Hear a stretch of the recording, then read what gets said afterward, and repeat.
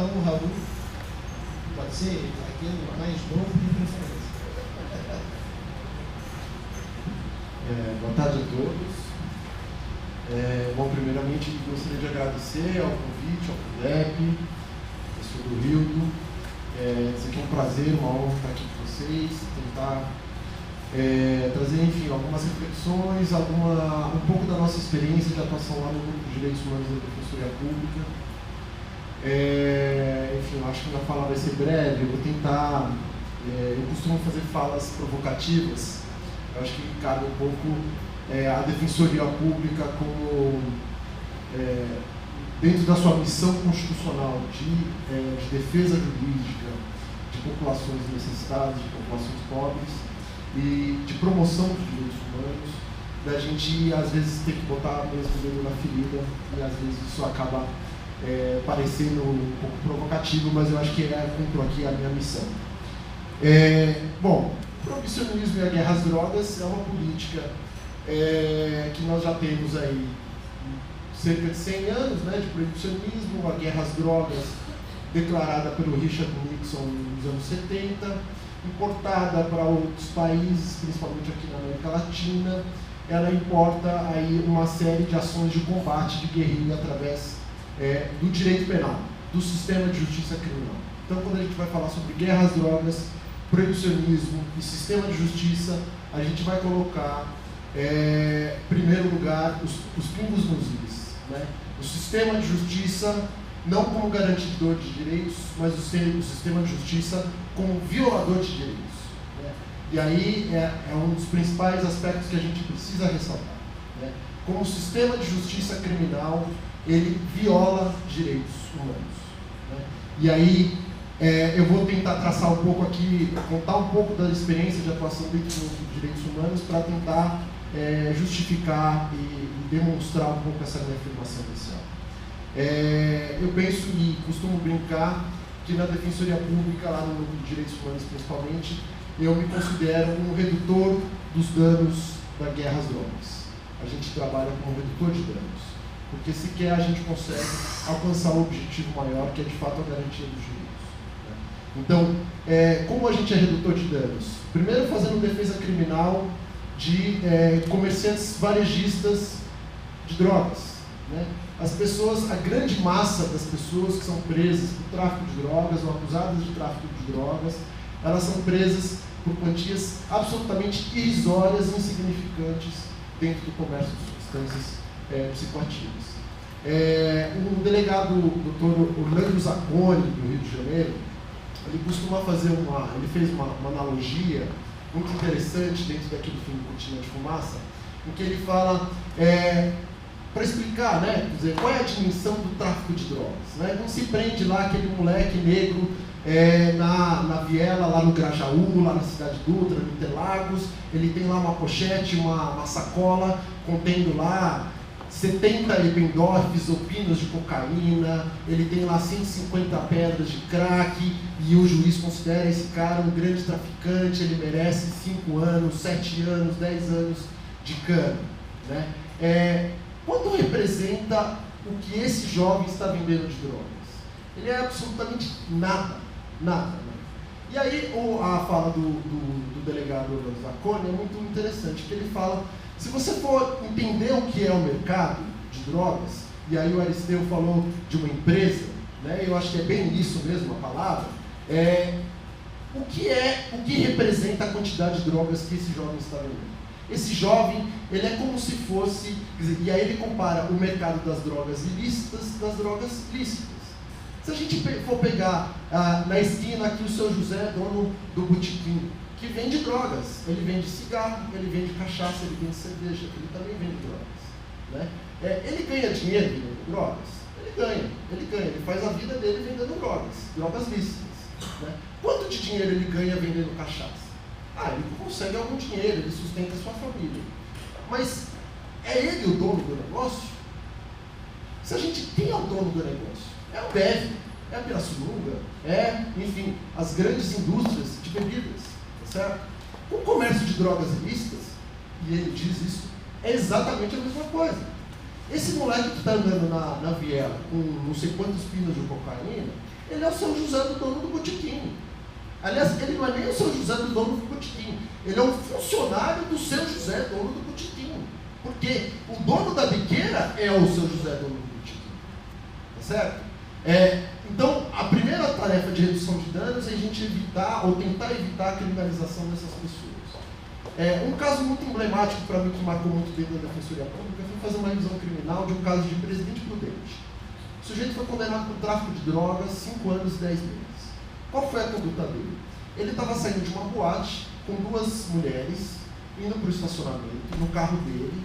Ele tinha lá um CD, a polícia encontrou, a polícia havia uma denúncia e estava esperando ele dentro no estacionamento. Havia um CD, uma capa de um CD, com cocaína esticada já, para quem sabe, já pronta, digamos assim, para o uso. Quantidade de droga apreendida, 3 gramas de cocaína. O sujeito foi condenado por tráfico de drogas. Então, essa massa da população carcerária que nós falamos, que o Aristeu colocou aqui, que é a 3ª, 4ª maior do mundo, é dessas pessoas.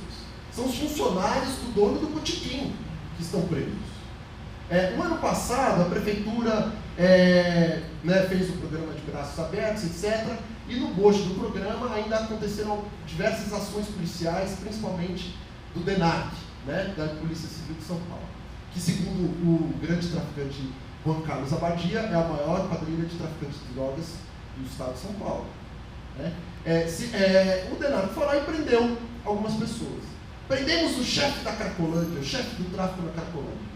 Uma senhora negra, com seus 50, 60 anos, quantidade de droga apreendida, 2 quilos de crack. 2 quilos de crack provavelmente não suporta um dia de uso na Cracolândia. Agora, na mesma época, um helicóptero ligado a um senador da República foi apreendido pela Polícia Federal com 500 quilos de pasta base de cocaína. Todos estão em liberdade provisória. Todos. Esse senador da República, ligado a um candidato à presidência da República, ninguém fala nisso. Não se fala disso, é como se nada acontecesse. Na mesma época, um banco britânico, todos conhecem, o HSBC, foi alvo de uma pesquisa, uma grande investigação pelo Senado americano, acusações de lavagem de dinheiro do narcotráfico mexicano. Eles descobriram que o HSBC lavou bilhões e bilhões do narcotráfico mexicano. Algum diretor do banco foi preso? Algum diretor do banco foi encarcerado? Algum diretor do banco foi exterminado pela polícia? Não.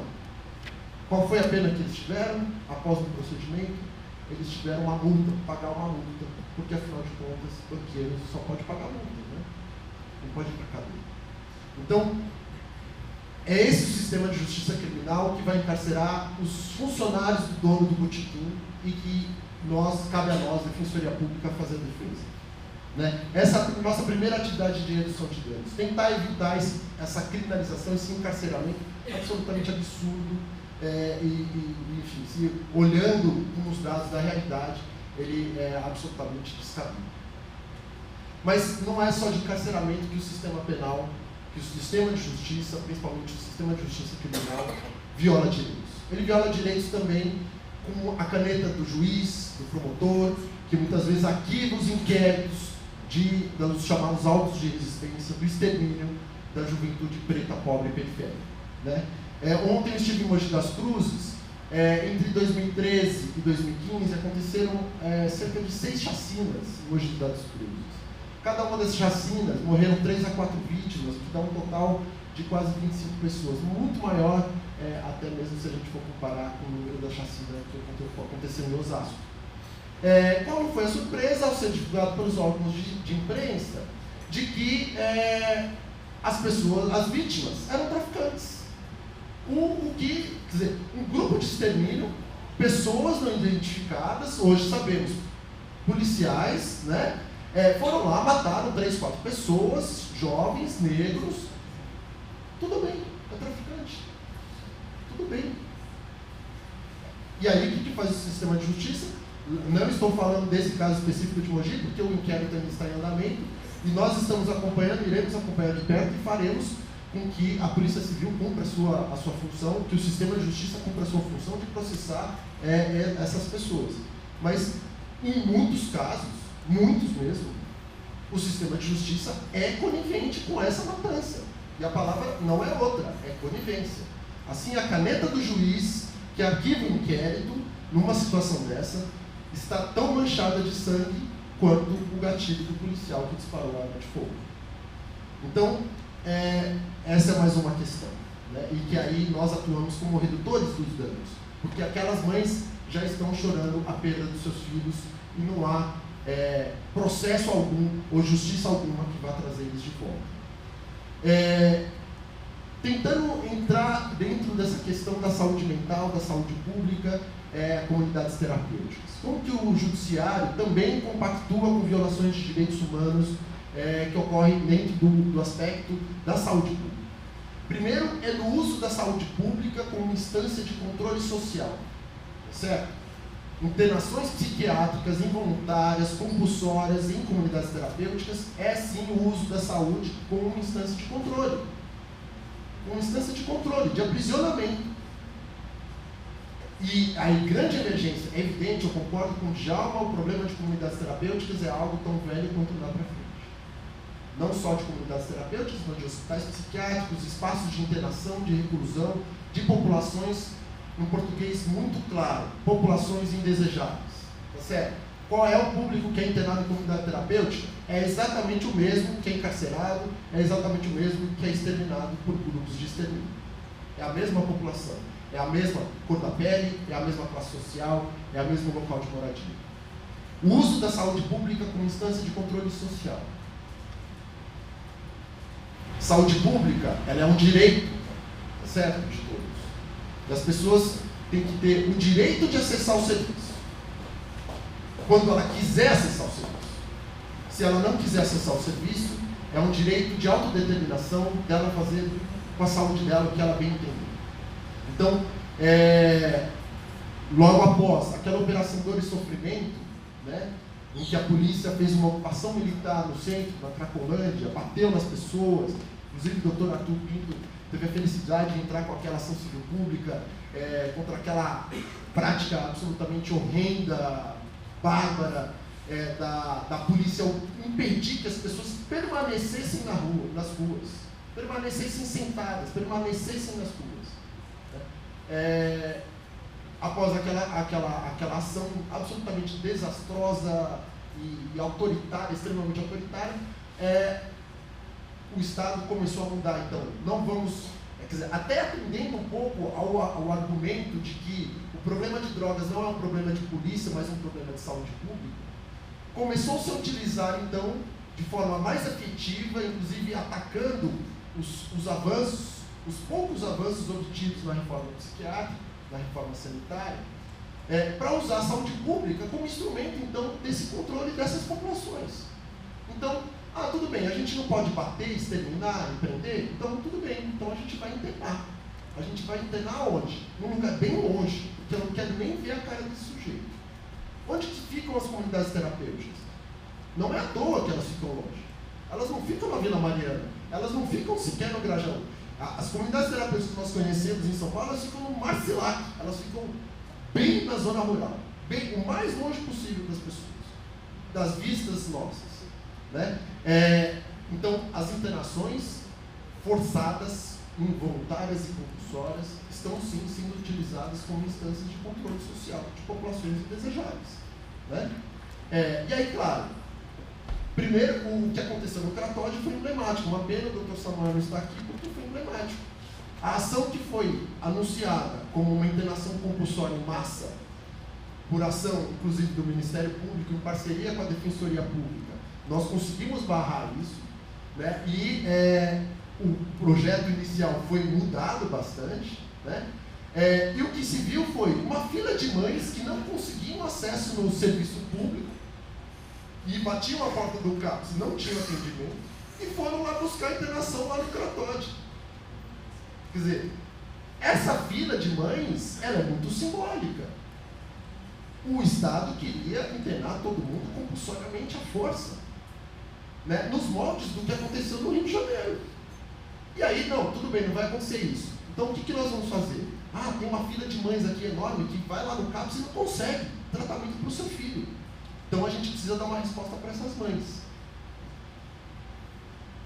Essa resposta foi interessante, porque a Defensoria, o Ministério Público começaram, ao invés de entrar com ação de internação compulsória, entrar com ação de obrigação de fazer contra a Prefeitura, obrigando a Prefeitura a fornecer um atendimento, assim como seria nas ações de medicamentos que nós vimos por aí, que já são comuns. Foi interessante? Foi interessante, só que teve um efeito colateral. Qual foi o efeito colateral? Você cria uma fila dupla. Uma porta, quer dizer, para o sujeito acessar um serviço de saúde decente, que cumpra com a sua missão constitucional de oferecer um atendimento de qualidade em saúde, você precisa ir lá pedir para o Ministério Público, para a Defensoria Pública, para conseguir ter esse atendimento. E essa fila dupla é extremamente nefasta para a política de saúde pública. Né? Então, há sim um vácuo dentro do serviço público, seja por falta de instalação de equipamentos, seja porque muitas vezes o equipamento não está, as pessoas, os funcionários, a equipe não está devidamente formada para atender as pessoas. Então os CAPs muitas vezes negavam fazer busca ativa. Ah, não é nossa tarefa fazer visita familiar. Como assim? Você tem que ir lá fazer visita familiar, sim. Tem que ir lá avaliar o sujeito na casa dele, sim. Se ele se recusa a vir até o serviço, é tarefa do serviço até a pessoa. Né? E aí, para terminar, qual é o paradigma trabalhado pelas comunidades terapêuticas? Dos 12 passos, né, da abstinência, revela muito claramente qual é o objetivo deles. Trabalham dentro de um paradigma moral, certo? De um moralismo, né? E os 12 passos nada mais são do que uma proposta de reforma moral das pessoas. Não tem cuidado em saúde mental nenhum. Tem um atendimento moral. Não é atendimento em saúde mental. Né? E trabalhando dentro desse viés do controle social. Para encerrar minha fala, quando o judiciário viola direitos nisso, nós fizemos uma inspeção para observar violações de direitos humanos em comunidades terapêuticas. Nós fomos numa na região de Marcilá. Eu não vou nem falar o nome, mas, enfim, detectamos lá, primeiro, adolescentes com internações compulsórias de outros estados. Tinha internação compulsória determinada por juiz de Santa Catarina, do Paraná, do Mato Grosso. Aqui, lá em Marcilac, certo? Na cidade de São Paulo, no extremo sul da cidade. Adolescentes estavam fora da escola. Ah, mas eles estão em tratamento, doutor. Não importa se eles estão em tratamento, se eles estão... Escola é direito deles. Não pode estar fora da escola. Nós entramos com uma ação e a juíza negou. Primeiro, ir lá conhecer. Porque a primeira coisa que eu falei, doutora, para comprovar tudo isso que eu estou dizendo, a melhor coisa a fazer é que a doutora vá até lá para ver com os próprios olhos. Que tem muros altos, com arame farpado, câmeras de vigilância, que a porta está fechada, que tem tranca nos quartos, pelo lado de fora, que não tem médico lá, que os laudos são feitos após a entrada do sujeito, que tem internações compulsórias de outros estados, enfim, todas essas violações de direitos. A doutora negou a inspeção judicial. Eu não vou lá. O que eu vou fazer, doutora? Eu tenho audiência. Eu falei, doutora, podemos ir no horário que a doutora achar melhor. Pode ser 6 horas da manhã, se a doutora preferir de madrugada, nós estamos à disposição também. O horário que a senhora entender, nós vamos qualquer dia. Marca o dia que a senhora quiser. Ela negou. E ela negou também o outro pedido, que era de fechar eles. Aí ela acabou aceitando o pedido de pelo menos quem estivesse lá contra sua vontade pudesse sair. E ela negou o fechamento da comunidade com a seguinte frase: doutor, mas o que você quer? Você quer que eles voltem tudo para a Cracolândia? O doutor conhece por acaso a Cracolândia? O doutor já foi lá na Cracolândia? Eu nem respondi porque eu trabalhei 1 ano como indutor de Deus na Cracolândia e eu falei, eu não tenho nem o que falar para essa doutora. Né? O que eu vou responder para ela? Né? Então, acho que nesse breve tempo deu para entender um pouco qual é a tarefa dos redutores de danos do sistema de justiça. Quer dizer, quando o próprio sistema de justiça, que deveria ser garantidor de direitos, é, na verdade, violador de direitos. Essa juíza violou direitos, porque ela recebeu um comunicado, uma informação oficial através de uma ação judicial, ela se negou a conferir essas violações de direitos. Então, ela é também violadora de direitos. É isso. Obrigado, doutor. Agora, para a gente aproveitar o tempo, vamos imediatamente então, passar a palavra para o doutor Arthur Filho, membro do Ministério Público. Boa tarde, prazer comparecer a esse evento promovido pelo CONDEP em parceria com o CRP. Quero inicialmente dizer que falo em nome da Promotoria de Direitos Humanos da área de saúde pública e não falo em nome do Ministério Público, porque não tem atribuição para isso. Eu queria agradecer ao CONDEP e ao CRP, porque eles são, cada qual do seu modo, cada qual da sua maneira, eles são focos de resistência política num momento extremamente delicado do Brasil. Eu já tenho bastante idade e eu não me recordo de ter vivido um momento tão complicado, tão difícil, tão lamentável da história do Brasil, em que há uma radicalização muito grande, normalmente das camadas mais médias da população brasileira, e essa radicalização tem atrapalhado muito o caminhar do Brasil, principalmente na área dos direitos humanos. Então, o CRP, na luta que trava em várias frentes, e o CONDEP, nas suas lutas cotidianas, são ainda respiradouros dentro dessa fascistização que o Brasil passa e o Brasil atravessa. Então, cumprimento efusivamente as duas entidades por ser esse respirador ainda saudável no nosso país e no nosso Estado. Com relação ao tema proposto, eu tenho ouvido atentamente todos, o Djalma, o Raul, eu tenho uma visão muito próxima daquela que o Raul explicita pelo cotidiano com que eu trabalho na área da saúde pública. E tem uma explicação para isso. Veja, o Brasil tem algumas marcas que deixaram cicatrizes profundas na alma da população brasileira como um todo. A primeira marca é a marca da escravidão. Séculos e séculos de escravidão que deixaram uma marca profunda nas nossas relações humanas até hoje. Ou várias marcas. Outra marca foi aquela que durante séculos no Brasil tinha a questão de saúde mental como sinônimo de internação em manicômios perdidos pelo país. Então, essa marca de qualquer problema mental levar a pessoa a ser internada longe dos olhos das pessoas, e inclusive da família, essa marca ficou, porque os manicômios existiram no Brasil durante mais de séculos, né? Mais de um século.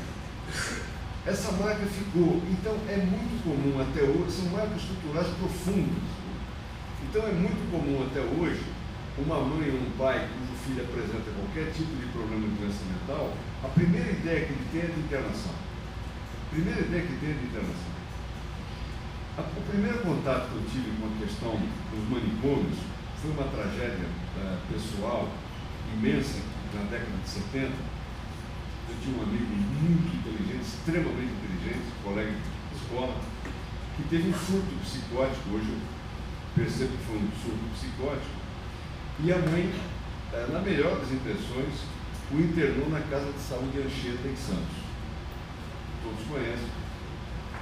Eu não conhecia, que era a Casa de Saúde Anchieta.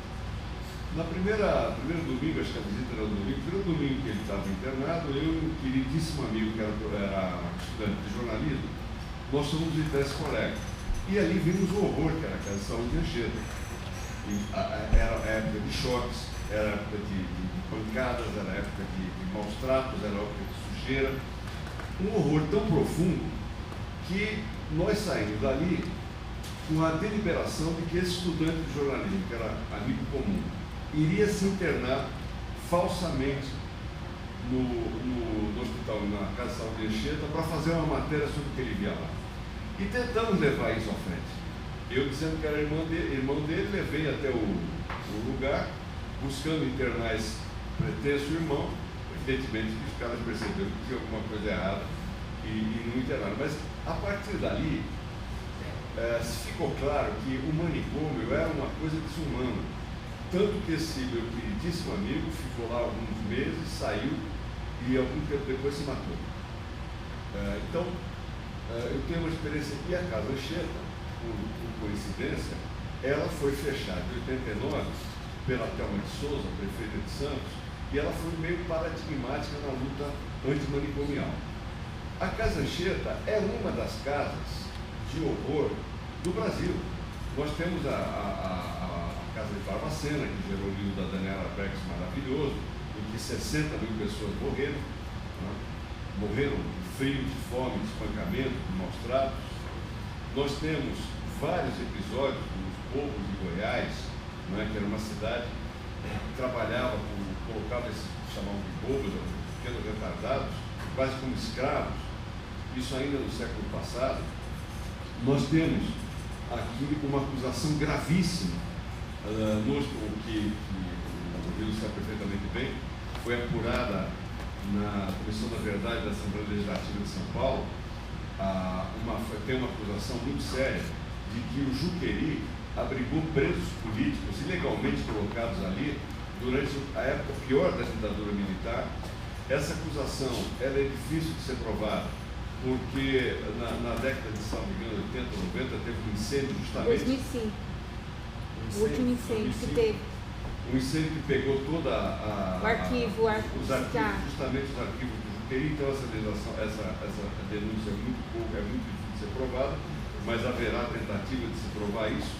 Então nós temos, durante um século, uma cultura muito singela, que era problema mental, hospital de custódia, longe dos olhos das pessoas.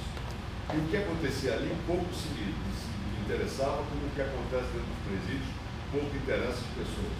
O presídio parece uma coisa abstrata, teorética, e ninguém percebe que não há prisão perpétua no Brasil e que, portanto, todos sairão de lá um dia.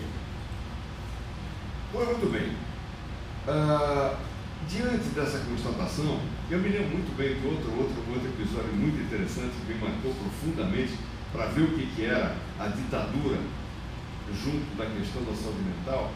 O velho Jornal da Tarde, nos seus bons tempos, fez uma matéria belíssima de um sujeito que era uma liderança do interior, um caboclo mesmo, uma liderança do interior, que se colocava do jeito dele, simploriamente, contra a ditadura, contra o autoritarismo da ditadura. Ele foi colocado no hospital de tratamento psiquiátrico e ali ficou por quase 15 anos. Todo ano ele fazia uma perícia e todo ano o médico dizia que devia continuar internado, que continuava maluco.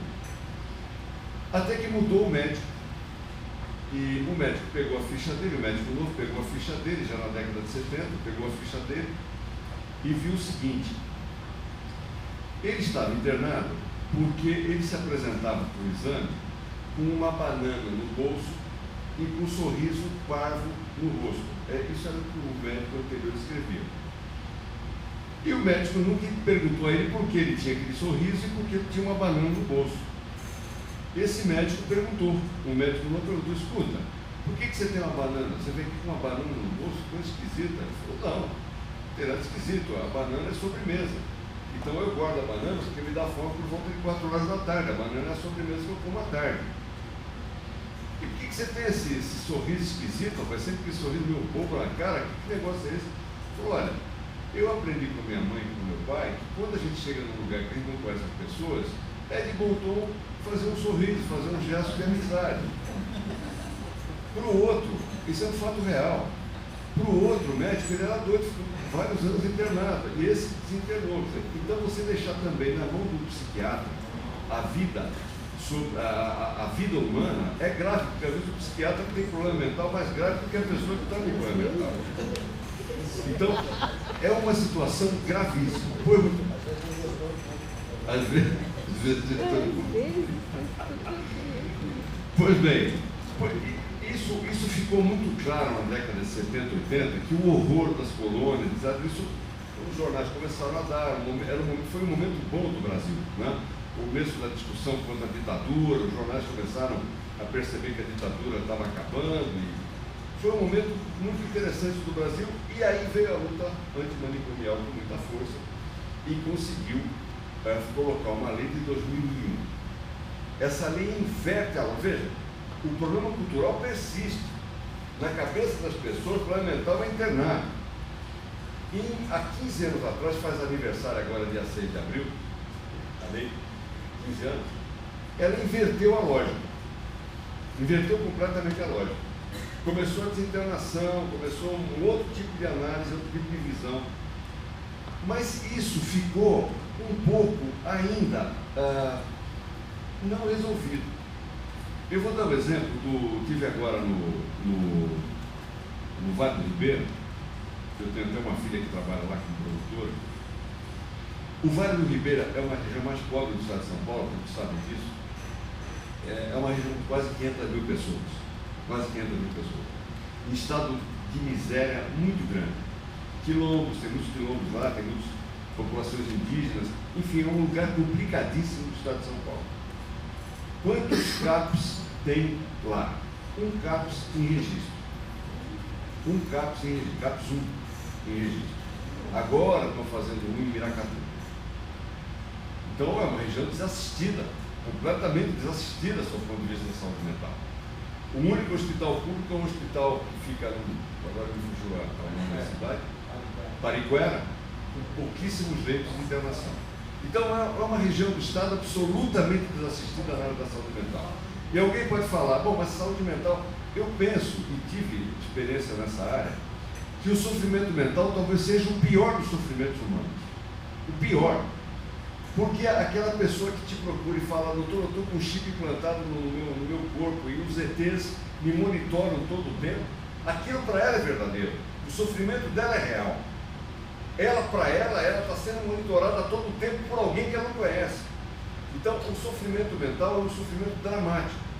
E você vê, então, que é uma região do estado de São Paulo, mais rico da federação, desassistido. Vamos pegar São Paulo, capital. São Paulo, capital, tem algo em torno de 80 CAPs. CAPs 1, 2 e 3. A proposta inicial da prefeitura, correta, era transformar todos os CAPs em CAPs 3 e construir mais 20. Essa promessa ainda não se realizou. Ela ainda está em implantação. Então, os CAPs, vamos falar de forma absolutamente franca, não dão conta da questão da saúde mental de São Paulo. Não dão. Por mais que as pessoas que lá estejam sejam esforçadas e são funcionários da melhor, no geral, né, da melhor qualidade, mas não dão conta.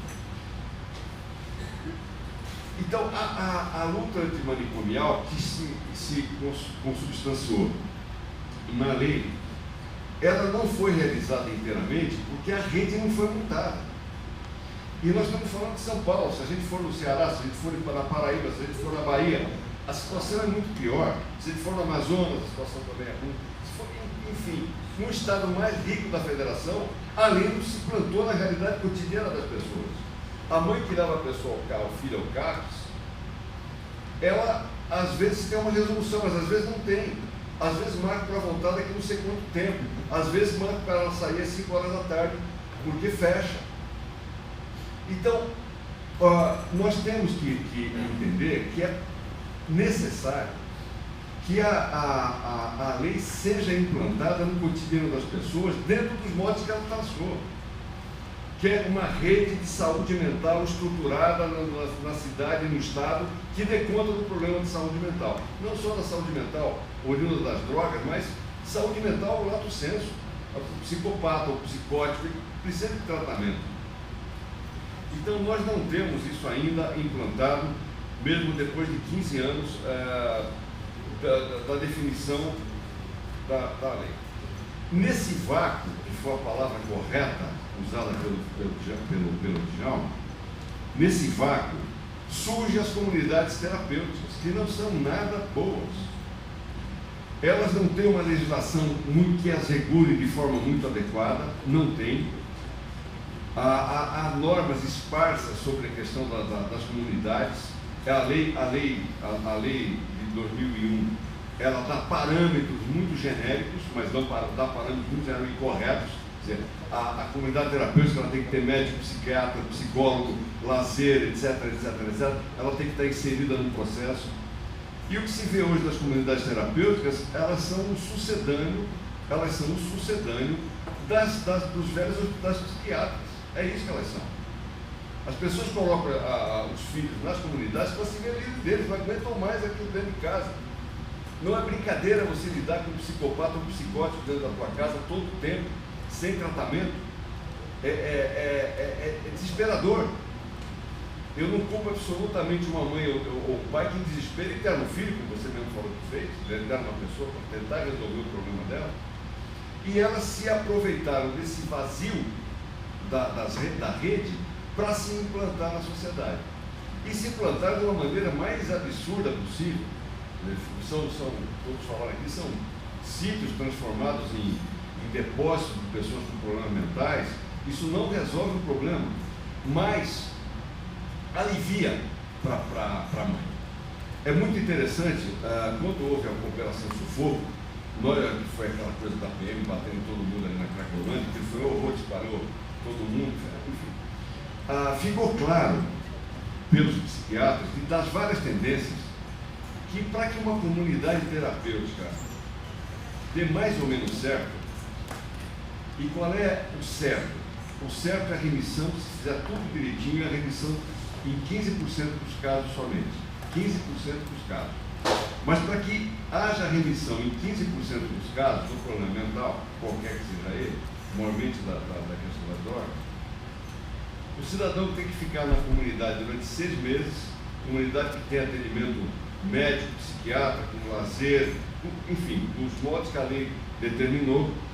E ao sair da comunidade, ele tem que passar outro tempo na chamada residência terapêutica. O que é a residência terapêutica? A lei também define. É um local em que o cidadão entra sob tutela, entre aspas, de alguém que vai organizar a vida dessa pessoa para que ela possa uma hora sair da residência terapêutica. Nós temos acho que 4 ou 5 em São Paulo. São Paulo. Imagina se no Vale do Ribeira tem, imagina se em lugares mais pobres do estado tem. Então você não consegue fazer o mínimo da residência terapêutica para que dê certo o tratamento em residência terapêutica. Então o que a residência terapêutica significa hoje é um vertedouro de dinheiro público praticamente jogado fora, porque ele não resolve o problema da pessoa.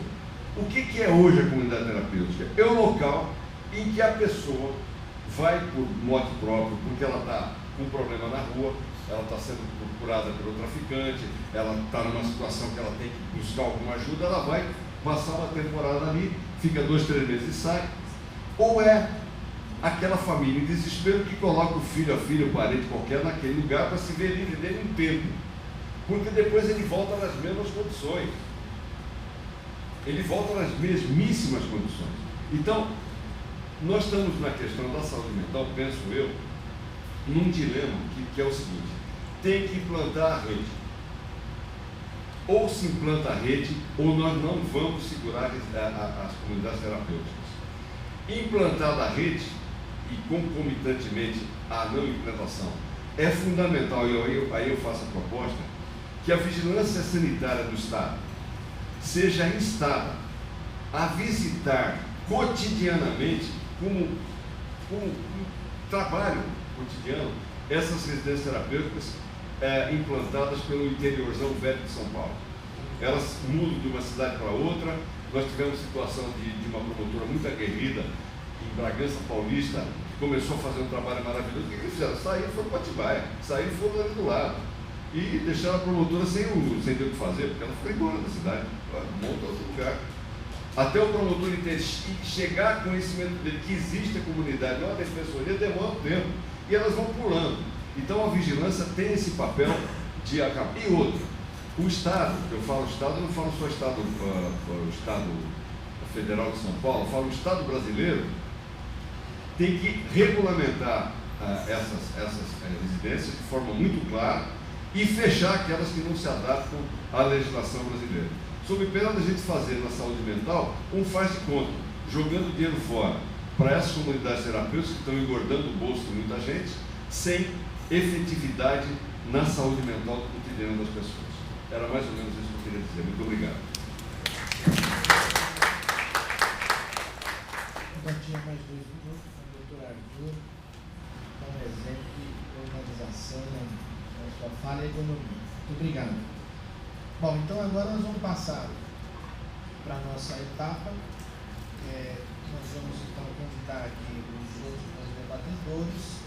E aí, a metodologia para a plenária, eu já ajeito essa cadeira aqui, para a plenária é o seguinte: nós vamos franquear a palavra, essa parte que vai ser coordenada o Matias, que é também um dos organizadores aqui, em nome da Defensoria Pública do nosso evento, e que as pessoas, nas suas intervenções, façam questões à mesa, para os 4 debatedores, e também, em querendo, já possam fazer propostas, possam fazer propostas objetivas. Então, basta dizer, eu vou fazer uma questão ou eu vou fazer uma proposta, tá certo? Porque aí ajuda aqui na secretaria, tá? Eu sair de cena aqui, joga para cá. E ao final, os nossos debatedores terão aí 10 minutos para fazer já as respostas das perguntas que lhes foram enviadas, as suas propostas também, que eventualmente eles entendam necessária, e também as suas considerações finais. Então eu vou já imediatamente passar a palavra ao Matias. Oi. E queria também aqui a sugestão da secretaria aqui, que a presença do senhor Fiorentino, que pertence à coordenação do programa Recomeço do Governo do Estado. Já foi embora? Já foi embora, mas seria uma oportunidade também trazê-lo aqui também para a gente poder fazer um debate. E aí, algumas questões que eu acho que o Djalma colaborou bastante na sua intervenção, que foi assim, tipo, que debate é esse que nós estamos fazendo e com quem estamos fazendo esse debate? E quando você faz esse debate no meio da sociedade, a gente colhe uma série de perguntas, uma série de inquietudes que essas pessoas colocam, claro, com a cultura e a experiência que eles estão, enfim, o nível do debate que eles estão expostos. E aí tem umas questões que são feitas corriqueiramente, geralmente quando você está num debate com alguém que não está afeto a esse tipo de diálogo, mas que sempre fazem algumas perguntas, e que eu vou deixar essas perguntas aqui na mesa, de maneira genérica, quem se sentir apto a responder, tanto na mesa como no plenário, que é o seguinte: sempre nos perguntam, mas o que é essa liberdade das pessoas que vocês tanto falam, de que ela pode fazer o que bem entender, ela não tem limites? Isso, claro, voltado para a questão do uso da droga. Qual o papel da justiça na questão do controle social para aqueles que abusam do uso das drogas? Uma outra questão não há um serviço adequado. Então, o que a justiça deve fazer? O usuário tem discernimento para decidir sobre o seu tratamento? Porque o sistema de justiça é tão distante e não compõe a rede de atenção. E outra questão como obrigar o Estado a promover políticas intersetoriais para os usuários em situação de exclusão social. São algumas questões que chegaram aqui, mais ou menos aqui para a mesa, e que eu deixo aqui para todos do plenário em querendo poder responder. Acho que seria importante, inclusive, para compor o nosso relatório essas questões. Então, vou passar a palavra agora para o Matias, e ele vai, então, coordenar aqui o nosso debate. Vou pedir para o Djalma vir aqui ao centro.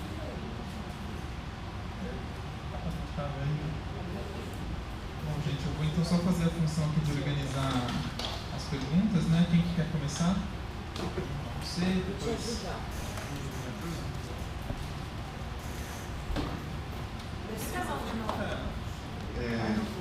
Vou ficar para cá. não atrapalhar o pessoal de vocês. Não são bem perguntas, eu queria fazer alguns comentários, não vai dar tempo de fazer todos de uma vez só, vai ter tempo, né, para a intervenção, né? Quanto tempo tem? 3 minutos? Tá, queria fazer algumas provocações à mesa, né? Primeiro, queria fazer um esclarecimento que gerou um burburinho do papel da residência terapêutica, né? Que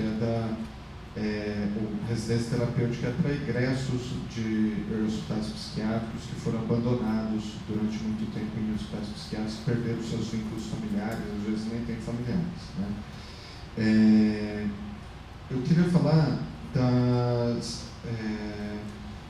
dessa relação com o judiciário, que eu concordo muito com o Raul, que vem sendo conivente com as violações de direitos humanos ou provocadora dessas violações, né? A gente, historicamente, utiliza o hospital psiquiátrico, que é uma instituição que não deveria existir, ou as comunidades terapêuticas, para fazer uma limpeza social. Tanto internações de homossexuais, porque a família acha errado, então vamos tratar deles, ou escondê-los nos hospitais psiquiátricos, dos pobres, né? Também da disputa de renda, né? A gente desinternou recentemente em Mauá pessoas que estavam no hospital psiquiátrico Lacan há muito tempo, em que tinha um caso que a família estava com a renda da bolsa, do benefício de uma das pessoas, construindo uma casinha na praia, né? E a pessoa lá internada, né? E também, às vezes, disputas por herança também, né? Então, eu vou perder para o outro metade, eu interno o outro e cuido de tudo, né? E também estrangeiros. Teve casos no Censo Social de 2008, em que descobriu-se que o problema da pessoa é que ele falava japonês, e a família lá no Japão procurando, e ela internada no hospital psiquiátrico, né? Então, o grande problema dela era ser estrangeira, né? E também os ditos, na época, criminosos políticos, né? Que eram internados, não só no Juqueri, mas em diversos espaços, porque o transtorno opositivo opositor nada mais é do que um diagnóstico do rebelde ou do adolescente, né? Sobre a ausência de políticas públicas, nós temos políticas públicas. Eu penso que vale o mesmo para o ECA. O problema não é o ECA, o problema é que ele não é aplicado, né? Nós temos políticas públicas, e aí é uma provocação que eu faço também para o judiciário, que eu sei que não é o caso de vocês, mas muitos promotores, até mesmo defensores, advogados da OAB e juízes, ao invés de condenar o município ou o governo do estado ou o governo federal a implantar a rede de atenção psicossocial, manda internar aquela pessoa, né? Então, não se dá uma solução para a rede, se dá soluções pontuais de como esconder aquele problema da sociedade, né?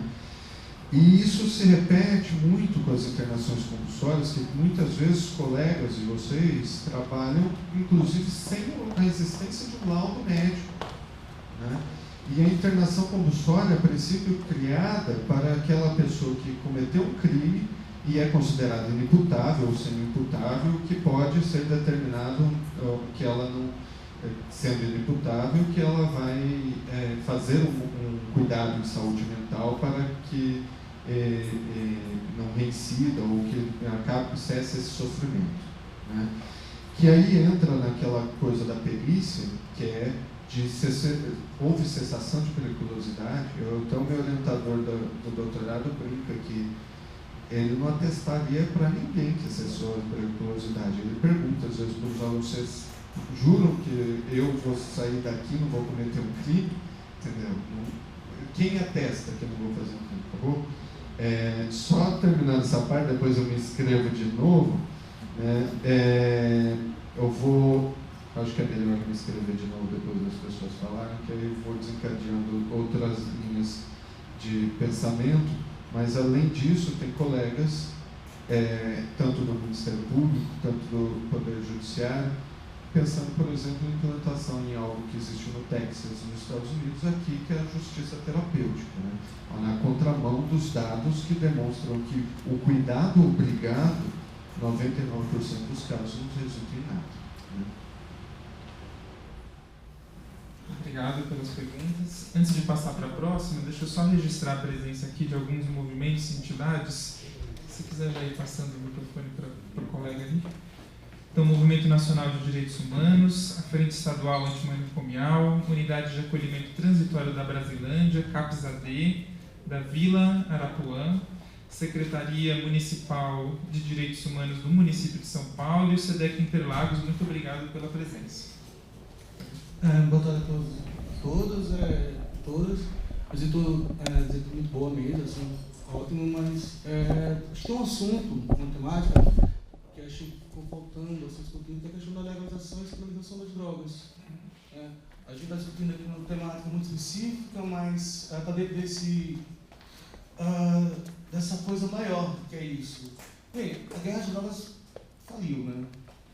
A gente percebe claramente que todo esse discurso de combater as drogas, ele realmente faliu, ele só corrompeu o Estado, pessoas, ele trouxe, na verdade, complicações e falências para o sistema judiciário, policial, ele trouxe esses pontos. E uma outra coisa é que você não faz guerra às drogas, faz guerra às pessoas. São as pessoas que estão ali, são as pessoas que usam as substâncias. E quando você vai intervir, você intervém nas pessoas. Né?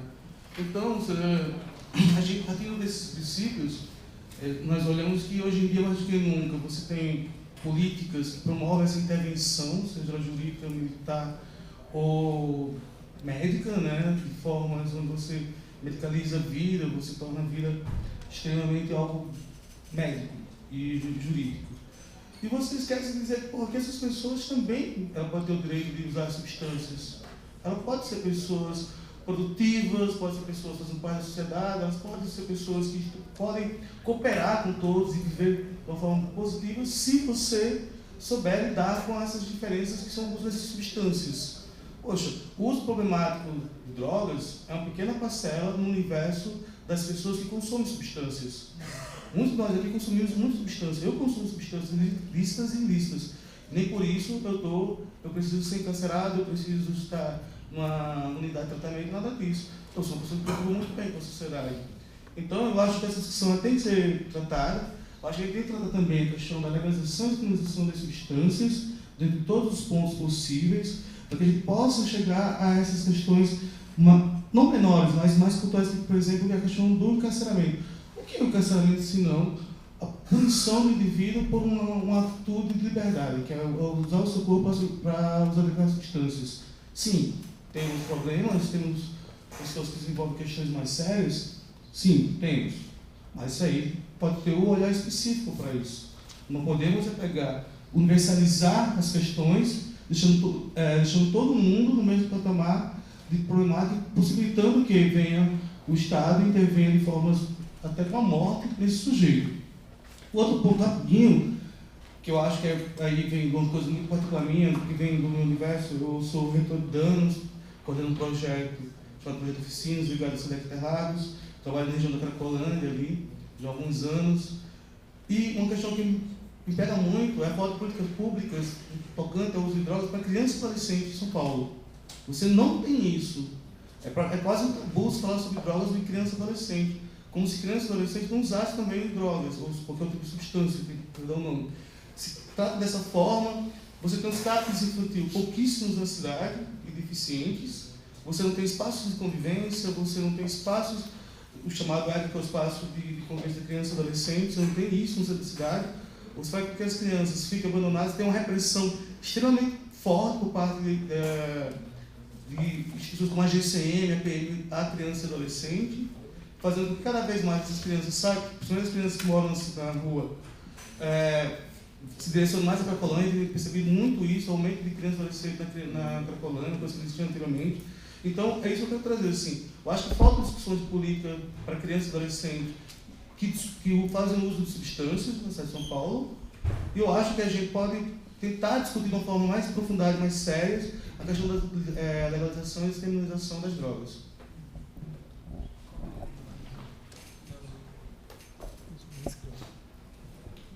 tarde.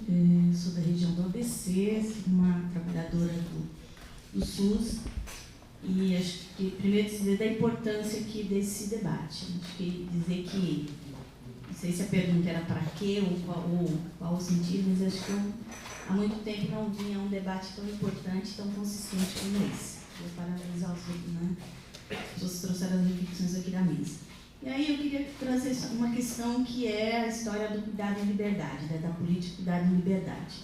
Que hoje nós estamos vivendo, hoje não, mas sempre foi em disputa, né, desde a Lei 10.216, que essa política está em disputa. Né, e a gente o tempo todo, né, tentando implantar as redes, mas a gente percebe que por trás, né, tem uma disputa muito grande e de interesse muito forte. Da mesma forma, na questão das drogas, tem a disputa em relação a essa política. E nós estamos vivendo um momento muito difícil, porque acho que agora ela se concretiza de uma forma muito, vamos dizer assim, para nós, né, da luta mundial, de uma forma bastante triste, né? Porque quando você troca um coordenador, né, de uma política nacional, você está aí dizendo de que forma você vai concretizar essa política.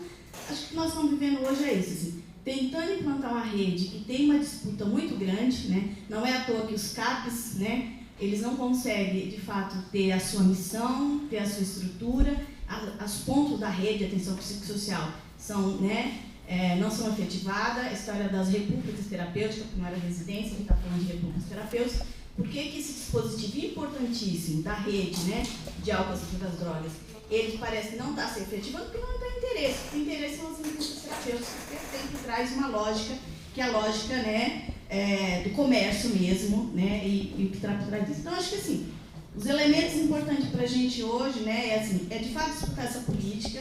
O Estado de São Paulo precisa implantar todos os pontos da rede de atenção psicossocial, né, e nós precisamos, inclusive, dizer, né, o que diz, quais são os indicadores para implantar um CAPES, existe legislação para isso, porque nós não estamos muito claro, né? Existem indicadores e existe aí legislação para implantar essas redes, né? E dizer, gente, assim, que nós temos que fazer esse debate. A população não conhece, a comunidade não conhece, né, esses elementos que foram trazidos aqui, o que está por trás, né? Então, eu acho que é isso, né? E dizer que, me lembro em 2012, né, uma pesquisa que saiu do Estado de São Paulo, havia 27 CAPs 24 horas, né? E que desses 24 CAPs, mais de quase 40% estavam numa região do ABC. Então, só para dizer que a política também, ela está regionalizada, né? O que o doutor falou ali, quer dizer, ele está regionalizado. Tem região do estado que não tem nada, e outra região que está mais concentrada, porque são municípios que têm uma certa coerência ou têm uma gestão mais voltada para essa população. Então, acho que pensar isso, acho que condeca, né? Nós temos que organizar esses debates em várias regiões para poder problematizar. Nós hoje falamos das famílias da reforma, as famílias da reforma não estão conseguindo compreender o que está em disputa, elas estão dentro do serviço, elas não têm apoio, elas estão realmente sozinhas. Isso acho que é fato. Nós temos que reconhecer alguns problemas que nós temos dentro dessa política, né? O que nós ofertamos para o usuário e para as famílias, né? Acho que é muito importante a gente trabalhar com esses elementos, né? E aí, de sugestão mesmo, acho que é pegar a legislação, olha, nós temos que ter X famílias para um CAPS, é isso. O Estado de São Paulo tem que implantar os CAPs em toda a rede.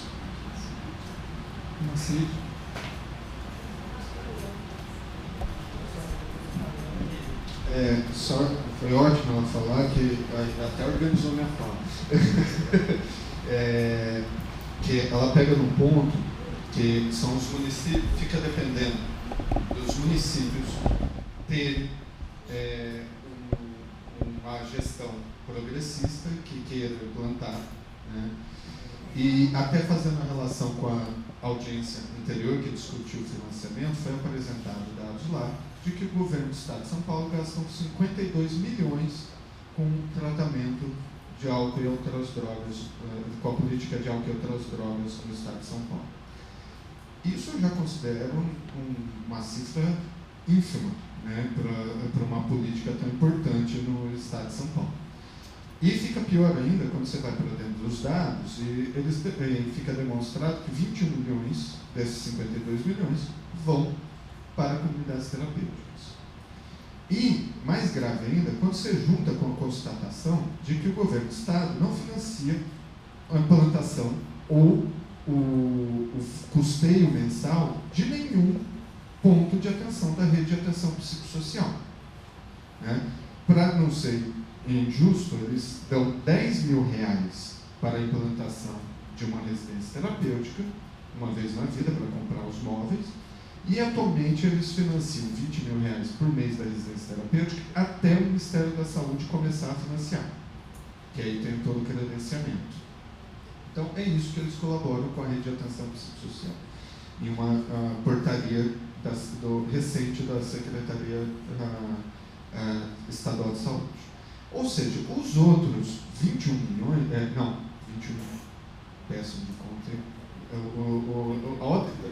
31 milhões, onde que são investidos? Nos hospitais psiquiátricos,